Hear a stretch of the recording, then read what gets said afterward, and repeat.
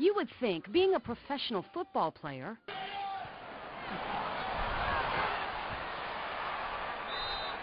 that Tampa Bay Buccaneer defensive tackle Chris Hovan would know everything about diet and exercise. It is definitely lunchtime, Mom. And so would his family. Can you spit your gum out, please?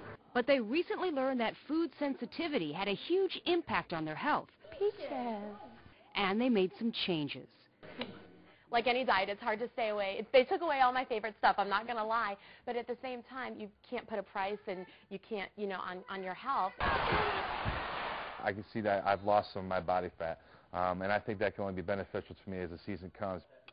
Their diet changes came about after the Hovans took a test called ALCAT. It's a blood test that's supposed to list the foods your body has built up an intolerance to. The parents took the test in hopes of clearing up some of their children's health issues. Some more peaches? As well as some of their own. My husband also has a lot of acid reflux and heartburn, and I was always tired, runny nose, sore throat, and so, this was like our last option. We had tried all the antibiotics. Creators say the ALCAT checks for food intolerance at a cellular level. Technicians are looking for sensitivities, not allergic reactions.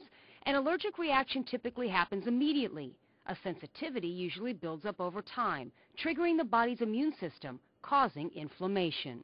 The body can withstand so much toxicity.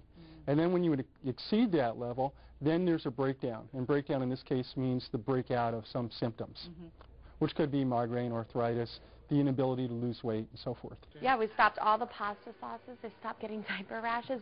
The Hovans got the results and some nutritional counseling on the foods they needed to eliminate from their diets. Foods in the red area of this chart should be cut out completely.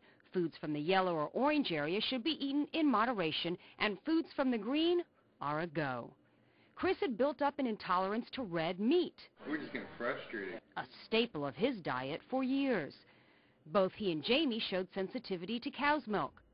4 weeks after cutting out most of the foods on that red list, Jamie says the family's health problems have cleared up, and they've also shed a few pounds.